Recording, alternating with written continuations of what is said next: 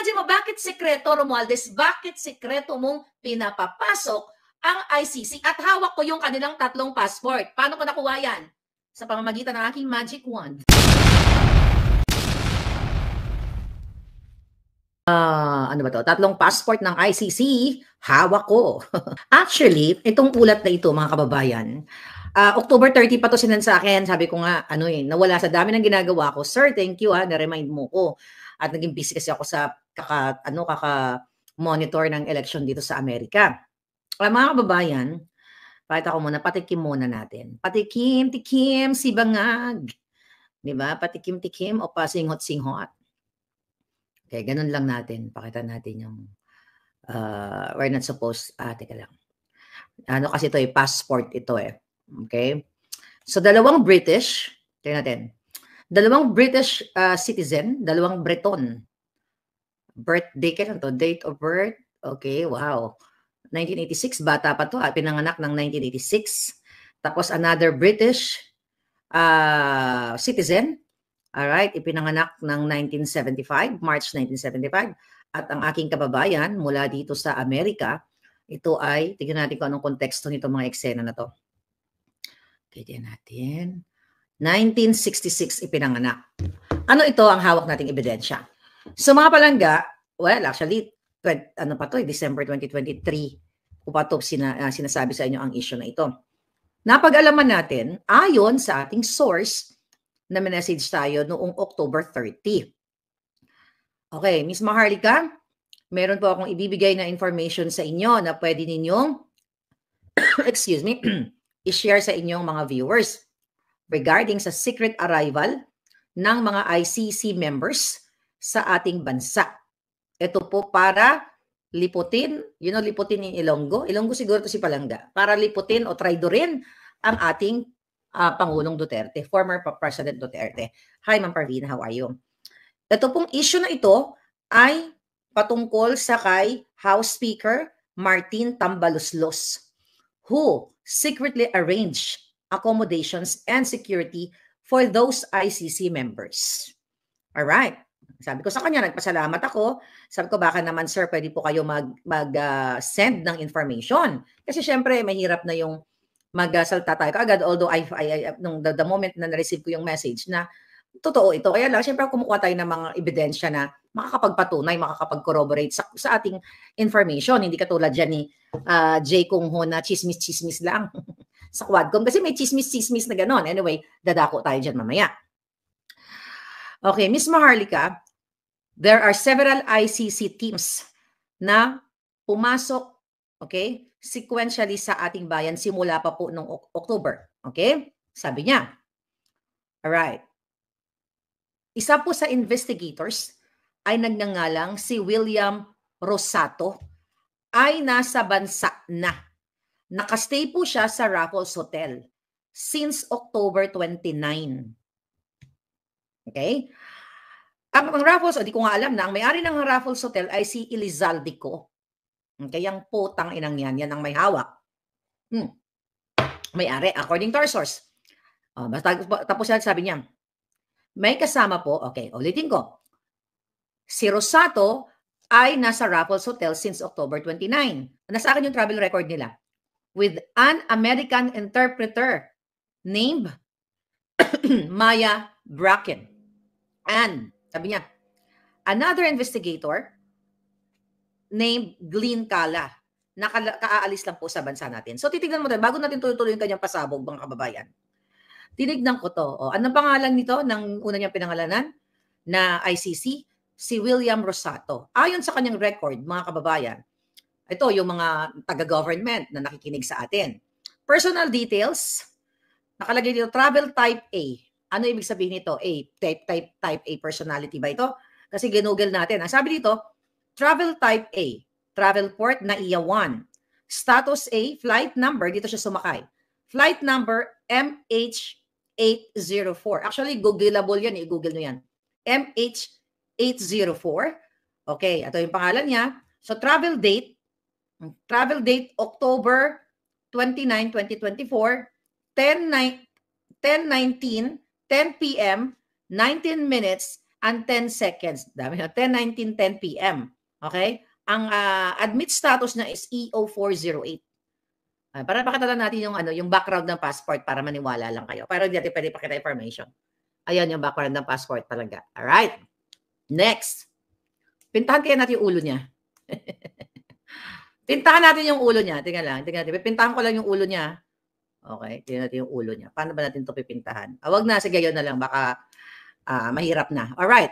So, ang sabi sa report ng ating puting ahas ay meron siyang Amerikanang interpreter na si Bracken Maya Destura. Okay? May bitbit siyang interpreter. Itong si Maya, what? Place of birth? Filipino-American. Okay. So, based sa kanyang passport, ano to? US passport siya. Lagay lang natin yung shadow, Diyan ipapakita yung buo. Ayan, state. Ayan, yung buo. Parang maniwala kayo sa kay lola nyo. Ayan. Ay, tano yan? Ayan yung passport ni bakla. Okay. Tignan natin. Nationality niya is United States of America. Place of birth, I think to sa Pilipinas ipinanganak. Wait. Place of birth, Philippines. Yeah, I believe. Place of birth, Philippines. Okay, so 1966 siya ipinanganak. Okay, so yung isang kasama nila, isisend ko to kay PRRD. Mamaya. Isend ko to sa lahat. Okay, lahat ng pwede nating isendan. Okay, balik tayo sa mensahe, mga hitan. Sabi ni Palangga, pinapasok ito. Okay, ito ang message niya. Balikan natin yung message na yun. Okay, ito ay inayos pasikreto ni Martin Romualdez. Alright, so another investigator named Glenn Cala. Si Glenn Cala, dati si Glenn Cala. Hindi pa natin nalaman kung ilang taon, kung ano yung ano niya. Glenn Cala. Who is Glenn Cala? Okay, Glenn Cala, where are you? Si Glenn Cala, or Glenn Cala Roderick Thomas, ang kanyang buong record dito. British citizen na ipinanganak noong 1986. Alright. Now, ang kanyang personal details, ang kanyang travel type A, status A. Alright. Tapos sa NAIA 1 din siya, flight number PR515. Travel date niya, ito ay 10 October 20, 2024. I'm not sure kung ang travel date ba dito, dumating siya sa Pilipinas o pag-alis niya. Diba? I think dumating ito. So dumating siya sa Pilipinas. Well, I can only, andito ba si Palangga ngayon? Alright. So ito October 20, 2024, dumating siya ng 12:10:48 a.m. Kasi kung may mga taga-immigration dyan, alam niyo ito, pinagnangak ko dito. Yung taga-Amerika, o yung US citizen naman, ang kanyang travel date, October 4, dumating na siya sa Pilipinas. Kasi may dugong Pilipino siya, Destura. Okay, October 4, 2024, alas 6:02:54 a.m. dumating ng Pilipinas. Binabasa natin to, tingnan natin. Pinakataban natin si yung isang, pakita nito yung isang kalbo. O yung buhok niya. Tingnan natin. Nationality, okay, ito. Si Palangga, nakababayan ko, ito yung kanyang personal details. Yan, malinaw tayo yan, na legit yan. NAIA, flight number, Okay. Now what? Ano gagawin natin ngayon? Hindi natin alam kung ano talagang nasa utak na bangag ni Lisa at ni Tambaluslos. Kasi mga kababayan, according to our source, ito na. Pasikreto silang pumunta sa Pilipinas. At ito ay ang nag-asikaso ng kanilang travel details, nag-asikaso ng kanilang pagpunta sa Pilipinas para mag-imbestiga. I don't know anong pakay nila talaga. According to our source, ay si Romualdez at si Zaldico. Okay. Nung dumating, itong mga members na ito, ay inilagay sila sa 5-star hotel. Doon nga sa Raffles na pagmamayari daw ito ni Zaldico. Nasa presidential suite sila. And frequently went to high-end hotel, Hotel Midas, for meetings with particular person. In and out sila doon sa kanilang hotel. In Midas, sabi niya, where they use as workplace. So doon sila nag-uopisina doon sa Midas Hotel, according to our source. The hotel reserved several presidential suites, sunset rooms, and additional rooms for transition and breakthroughs. Wait a minute. Okay. For transition and additional room for transition and breaks. Okay. Their accommodation is of highest standard with 5 to 6 securities, and poor drivers stand by all day. Pera po ito ng taong bayan. Bakit mayroong 5-6 grabe close insecurity at may 4 to 5 driver na naka-standby sa kanila buong araw? Sabi niya pa nga, when the members are free from work, they just hang around and went shopping accompanied by Filipino escorts. So may escort pa. And their expenses are all charged to this escort. Yung mga escort na yon, according to our source, mga tao ni Romualdez at ang nag-arrange ay si Romualdez at si Elizaldico. Sabi niya, okay, ma'am, sabi niya, mayroon pa nga pong incident na itong ICC members urinated in the neighborhood of Tambaloslos Villa, which caused neighbors' complaints. So sabi niya, may pagkakataon na dinadala ni Martin Romualdez sa kanyang lugar, sa kanyang bahay, at may neighbor na nag-report, siguro nalasing, I don't know, kung sino doon sa 3 na ipinakita natin, hindi naman siguro yung babae, na umihi at ito ay nireport ng kanilang kapitbahay. Ang tawag sa mga ito ay mga VIP. Sarado sila, banday sarado, at ito ay pinagpaplanuhan nila kung paano panagutin for whatever reason, kung paano hilain, kung ano man ang Pangulong Duterte. Meron po, very strict po yung rules nila. Okay? Very strict ang rules nila kasi sabi ko pala sa kanya, baka naman pwede ka ma-videohan mo, sabi ko, or picture. Very strict po yung rules nila using digital devices there. Imposibleng makuha ng video. Bantay sarado po, talagang may bodyguard. Okay? Bantay sarado sila. Okay? Pero, ito po ay labas-pasok sila sa Midas Hotel. Alright? O, ngayon.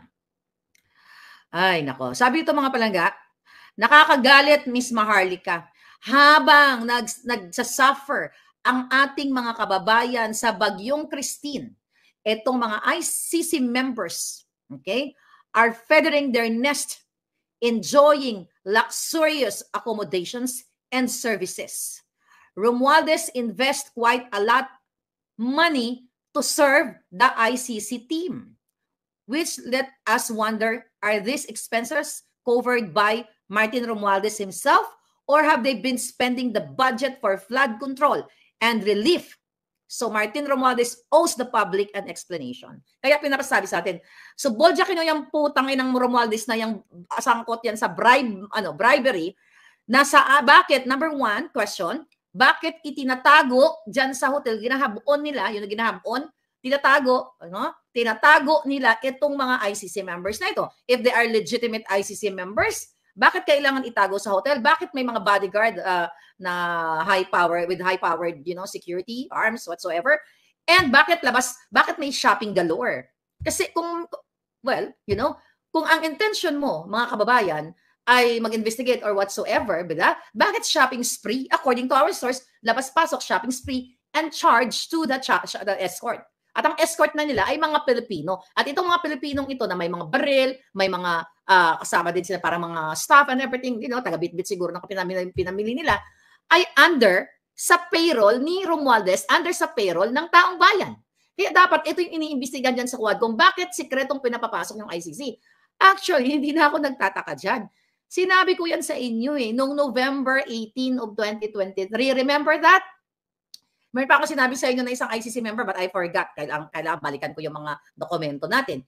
So, talagang itong pagta-target kay Pangulong Duterte, kay Inday Sara, ay planado na ito ng mga hinayupak katulad ni Romualdez, ni Tambaloslos, ni Saldico, ni Bangag, lahat yung mga yan. Kaya gano'n na lang yung eagerness nila na pahiyain, buwisitin, balahurain ang Pangulong Duterte. Kasi recently, di ba, inibitahan nila, today, hindi dumating ang Pangulong Duterte kasi sabi na ni Pangulong Duterte na hindi yan na kailangan pang umattend dahil nasabi niya na lahat ng nasabi niya, nandyan na sa Senado, kung i-extract na lang nila yung transcript, then, sayang lang yung pera ng bayan, dapat yung pera ng bayan inilalaan sa mga productive na mga proyekto o ibigay sa mga taong bayan na nasasalanta ng bagyo, di ba? Parang ganun yung konteksto ng mensahe ni Pangulong Duterte. Kasi nga, itong UWAD committee na ito, talagang utos talaga ng gobyernong Bangag. Di ba? Imagine mo, bakit sekreto, Romualdez, bakit sekreto mong pinapapasok ang ICC at hawak ko yung kanilang 3 passport? Paano ko nakuha yan? Sa pamamagitan ng aking magic wand. Di ba? So these are legitimate information na kahit anong gawin yung mga hinayupak kayo, Tambaluslos, Lisa Tanas, Marcos Jr., hindi kayo makakalusot dahil hindi lahat ng nasa immigration, hindi lahat ng nasa hotel, hindi lahat ng Pilipino kaya yung takot-takutin o kaya yung sungal-ngalan yung bunganga nila.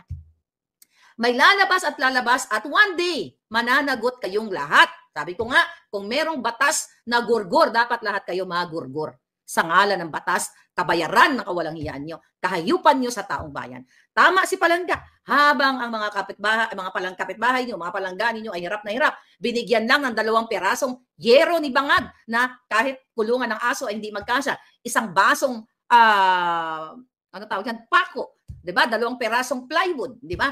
Ang mga ICC members ay alagang-alaga, shopping spree with bodyguard, presidential suite. Siyempre, ang nilalapang niyan, bonggang-bongga at the expense of Filipino people.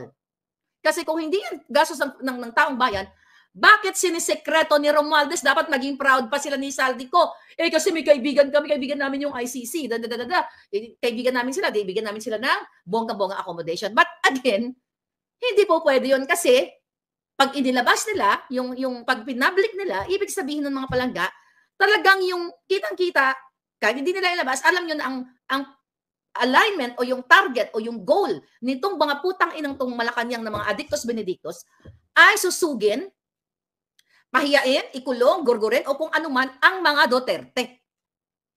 Wala na tayo sa ICC eh. Diba? Taliwas sa sinasabi ni Bangag na hindi tayo babalik sa ICC. Hindi na tayo miyembro dyan. Diba? Hindi na. Bakit sekretong pinapapasok? Although they can come in and out sa bansa, they can have fun, travel, emote, drama, kung ano man ang gawin nila. But not to this extent na pasikreto ng ginagawa ng Speaker of the House. Okay? Speaker ng mga Bangag, speaker ng mga kawatan dyan, na itatago, isa-shopping, di guardian, everything, habang kayo, magdusa kayo ng mga nasalanta ng bagyo sa isang basong pako para pagdugtong-dugtongin ang mga bahay ninyo dahil ayaw nyong mag-speak up day sa mga hinayupak na ito. Now what? Grabe, galit na galit ngayon nag-send sa atin. Ay, sabi niya, nakakagalit. Sabi niya, it's infuriating. Okay? That while our people are suffering from Typhoon Christine, those ICC members are feathering their nest, enjoying luxurious accommodations and services. Martin Romualdez invests quite a lot of money to serve the ICC team, which, nabasa ko na pala to. Okay, and Romualdez is secretly arranging operations with ICC, though our country didn't join. Ito na, nabanggit niya. ICC and Bangag recently also claimed that our government will not cooperate the investigation of ICC. Sabi niya, ano ang ginagawa nila dito, Miss Maharlika? Sabi niya, it's a waste of money and betrayal of public trust, and it should be alerting to the public. Kaya ina-alert ko kayo mga palangga. Ngayon, sabi pa nga niya sa akin, Miss Maharlika, in case you don't know, Midas Hotel where the ICC, I stand corrected. Teka mo, mali ako doon sa hotel. Ang sabi ko, Raffles, di ba? Midas Hotel where the ICC members hold their meetings is owned by Elizaldico. So yung Midas pala pagmamayari niya, hindi yung Raffles. Sorry naman. Sabi niya, Miss Maharlika, ito po yung kanilang 3 passport. Ayan, ito ang passport nila. Sabi niya, I hope makatulong po yan para alam niyo sa taong bayan, please just don't share. Ganyan-ganyan. Okay? Tapos meron siya sinasabi dito, hindi ko lang alam kung sino siya kasi tinext ko siya eh. Sabi niya, I should also mention that ST is deeply involved in this matter. I don't know kung ST stands for Senator Trillanes. I don't know kung sinong ST o, I'm not sure yet. Kasi alam ko, si Trillanes in 2023 talagang involved. Inatasan na talaga ni Lisa Tanas na i-escortan yan o alalayan yung mga ICC na yan. Sabi niya dito, Trillanes has, not Trillanes. Sabi niya, yung ST nga, he has been authorized by Bangag to serve as the government representative responsible for engaging with the ICC members. Ano ibig sabihin nito, palangga? So, ang mga traidor ninyong gobyerno ay, talagang nilalapastangan kayo at talagang malupit ang galit kay PRRD at sa mga Duterte. Sabi ko nga sa inyo, kahit na magalit sila, buwisitin nila ng buwisitin si Pangulong Duterte, well, taliwas, dahil ang nabubuwisit sila, di ba? Hindi yan makaka-apekto sa mga Duterte. Pero ang naaapektuhan, kayong mga palangga, kayong mga kababayan, I think ST si San. Sani Trillanes. I think that's Sani Trillanes, no? ST is Sani Trillanes. Okay, mag-settle tayo dyan. Pero sabi ko sinong ST, malay ko ba kung sinong ST na yun. Pero pumasok sa isip ko si Trillanes. Baka may iba pang ST. But ganun pa man, Mga palangga, Elia, yeah, you guys are right, I think. So, ganun pa man. So, eto, gustong ipaalam, feeling ko, itong informante natin, baka nagtatrabaho sa hotel, or baka nasa government, kasi paano nakukuha itong information? Baka taga-immigration, kasi hawak natin yung 3 passport. Ay, email ko nga dyan sa kay Inday Sara. Diba? I don't know. Yung mga taga-inday, mga inday-inday dyan. Inday-inday sa balitaw. Abangan yung email. Kakabog ko to mamaya after natin mag-usap. Okay? So yun. Pinapaalarma kayo na binagasusan yung ICC, pina-shopping galore, presidential suites and everything, VIP, travel arrangement, lahat sa ngalan ng what? Pera ng bayan. Kasi bakit ito tinatago? Okay? Kaya no wonder yung Huwad committee na yan, walang tigil sa kakapatawag kay Pangulong Duterte na meron pa daw silang, sino yun? Si Paduano ba yun? Paduano or si Fernandez na sinasabi nila, mag-inhibit daw sila dyan dahil nasasangkot sila, di ba? Dahil pinangalanan sila ni Colonel Grijaldo. Pero andyan dyan pa rin ang mga ulupong. Sinasabi nila na dapat umatid si Pangulong Duterte kasi meron silang 20,000 questions kay Pangulong Duterte recently sa kanilang hearing. At ito dapat, yun dahil hindi umatid, mag-issue sila ng show cause kay Pangulong o show cause order. At lahat na lang, Duterte, putang ina, Duterte ang mga pinagsasabi nila. Ang issue nila, 48 years ago na. Pero ang issue ng lipunan, yung mga nabahaan natin, mga kawawa, mga biktima ng pang-chuchuk-chak Chinese dyan, pagdudukot, kahirapan, name it, lahat na araw-araw pinag-usapan natin ng kahirapan, ayaw nilang pag-usapan sa Quadcom kasi the mastermind of all of this kadyutahan ay si Bangag, si Lisa at si Tambalusos. Yang 3 demonyong yan talaga ang what? Ang punot dulo ng kahirapan ninyo dyan sa Pilipinas. Mga palangga. Okay? Midas Hotel, alam mo ang gawin ninyo? Okay, gawin ninyo mga taga Midas Hotel. Pasimple lang kayo. Dapat kasi magtulungan tayo eh. Kayo mga gwardya sa parking, pasimple kayo. Video-video sid natin kay Maharlika. Okay, paglabas, video-video, okay? Kasi, alam nyo to eh, basta nasa presidential suite sila o yung mga naka-check-in dyan, mga richie-bitchy. O, baka nandyan kayo ngayon, baka naman or yung mga waiter o yung mga bartender o yung mga empleyado ng hotel. Baka naman, di ba? Mag-video-video kayo. Hindi naman kayo lahat kayang kontrolin ng mga hayop na yan. Dahil may katapusan lahat ang mga ginagawa nila, mga palangga. Di ba? May katapusan lahat to. Lalo na ngayon na presidente na si Trump. Okay? Next year pa pala. Okay? Next year pa next year pa siya mag-inaugural. So ngayon, mga kababayan, eto lahat ng kadyutahan ito ay kabulukan ng Marcos. Yung kanyang chief PNP. Di ba? Na si Marbil, kung ano-ano mga pinagsasabi na ang pag-aadiktos, ang mga gumagamit daw ng pulburon katulad ng amo niya ay hindi adik, kundi kailangan lamang gumamit ng kung sino mang tarpulano para mag-extend ng oras. Hindi sila adik. Kailangan na nilang magtugong, magsinghot para magising sila o dilat ang kanilang mga mata. My God, palangga. I hope you can do something. Dahil sobra na ang kadyayupan nitong mga hitad na ito. Okay? So it's confirmed na itong si William Rosato ay talagang ICC ICC member siya. All right. Kahit i-google nyo yan. Tiyan mo, gusto mo sabihin ko pa birthday niya. Birthday niya. Tingnan natin mga birthday nila. Happy birthday. April 28 si William. Okay? Happy birthday. March 8 pala si William, March 8. Ang April 28 pala si Glenn. Okay?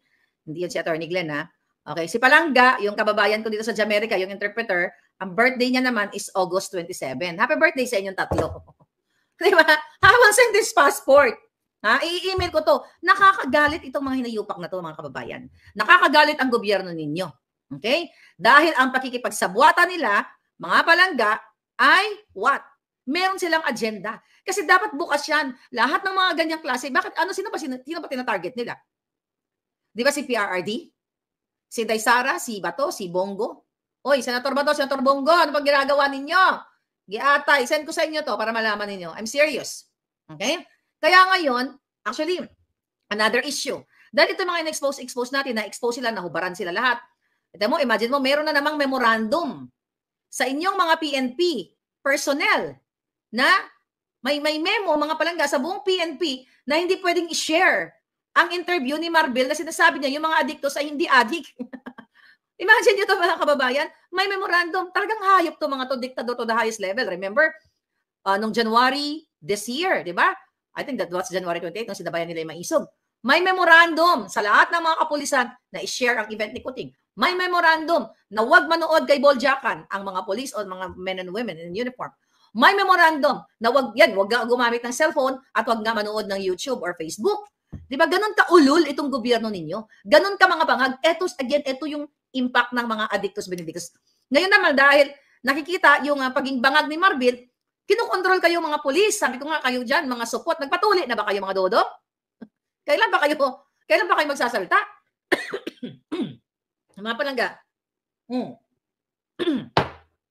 Kailan ba kayo magsasalita dito? Mga jutang ginimes. Nakikita niyo na kung anong kaletsihan ang ginagawa ng gobyerno ninyo, lahat na lang ng pakikipagsabwatan, pakikipagparte, pakipagtsuktsakan. Yung isa nilang alaga diyan na si Aklang Kambing. Ano yan, inaaratay na ni Tita Aida, niyayakap na. Ay sa ating puting anas. At least, I hope magyakapan na kayong lahat yan. Yakapin nyo na si Tita Aida at sana Tita Aida, kung naririnig mo ako, bit-bitin mo na lahat sa impyerno yung mga yan. Kasi gusto nilang maging ala Didi dito, di ba? Na, tsuktsakan blues, swing here, group tsuktsakan and everything. You know that already. Ito ang imahe ng inyong gobyernong hangal, bangag. Kaya lahat kayo kontrolin. So kaya sabi ko sa inyo, ano pa bang inaantay ninyo mga hitad? Hindi pa kayo mag-speak up? Then recently, ang inyong senador na si Gatchalian, deny pa yung mga inayupa na fake daw yung plate number o mga records nitong Escalade na nahuli dyan sa EDSA na nag-violate ng traffic rules, di ba? Na gusto pang managasa ng ng ating traffic enforcer. Ang sabi ni Gatchalian, nasa LTO na yan. Nahuli na picturean, di ba? Tama ba? Yung tatay niya na picturean. So nakita niyo yung mga kagahayupan ng inyong taong gobyerno? Walang sinusunod na batas. Gusto pang pumatay, gumurgur ng tao. Imagine mo, kawawang enforcer. Nagtatrabaho lang yan. Gugurgurin mo o sasagasaan mo ng ganun-ganun na lang. Tapos ayaw pang umamin na sa kanila, under sa kanya yung sasakyan. Tapos, Senado, Kongreso. Kaya dapat buwagin na yan eh. Kaya sabi ko, dapat wala tayong gobyerno. Kanya-kanya na lang tayo. Buisit. Ay, nako mga palangga. Ano sabi niya? At statement ni, ito pala statement niya. I do not condone the traffic violations committed by the management of Orient Pacific Corporation. As a public servant for 20 years, I have always adhered to following the rules and the laws of our land. Susunod tayo sa batas sa lahat ng pagkakataon. Ito ang ating prinsipyo bilang isang lingkod bayan sa loob ng mahabang panahon. The issue is now with the Land of Transportation Office, and it's the agency responsibility to resolve the matter accordingly. So walang pag-amin. Na-video na yung tatay ng Julul eh. Walang pag-amin. So pilit nilang tinitwist ang batas. Nakita nyo, walang pag-amin. How much more yung mga behind the scenes, mga ginagawa ni Lisa Tanas. Di ba? Balikan natin yung tungkol sa ICC. Ang sabi ng ating informer, mga kababayan, ay inatasan ni Bangag si Trillanes. Di ba? Sabi niya, si ST, si Sonny Trillanes, na ito ay talagang involved siya dito at siya yung inauthorize ni Bangag para maging government representative. Bakit maging government representative si Trillanes? Ano ang posisyon niya? Meron ba siyang inappoint ba siya ni Bangag sa isang posisyon na isinekreto na naman sa taong bayan? Katulad ng pagsikreto ni Bangag Jr. at ni Lisa Tanas sa pag-appoint kay Michael Ma na pinatawag na smuggler dyan sa Congress na hindi na natuloy-tuloy hanggang ngayon dahil lingid sa kalaman ninyo, that was in 2023, January 2023, in-appoint na as special envoy to China na kasabwat sa kanilang mga smuggling dealing dyan. And now, ito si Trillanes, di ba? Nakita, inulat ng Net25 na si Trillanes ay nasa opisina ng mga chairman ng mga julul doon sa Quad Committee. Okay? At ito ay nagdidikta na i-extract. Okay? Extract. Magaling talaga yan si Lisa Tanas sa extraction eh. Di ba? O pangidnap or dito sa case ni Trillanes, i-extract, dukutin. It's the same thing. Pero this time, ang dinudukot, mga papel o yung mga transcription nung, pinag-uusapan doon sa Quad Committee. Di ba?